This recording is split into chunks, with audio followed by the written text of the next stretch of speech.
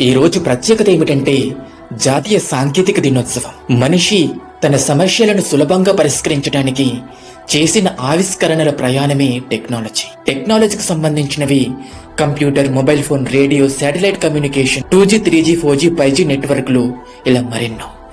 భారతదేశంలో mobile phone సేవలు 1995 July 31న ప్రారంభమయ్యాయి. భారతదేశంలో మొదటి ఇంటర్నెట్ సేవలను అందించిన సంస్థ బిఎస్ఎన్ఎల్, విదేశ్ సంచార్ నిగమ్ లిమిటెడ్. ప్రస్తుతం టెలికమ్యూనికేషన్ రంగంలో భారత్ ప్రపంచంలో 2వ స్థానంలో ఉంది.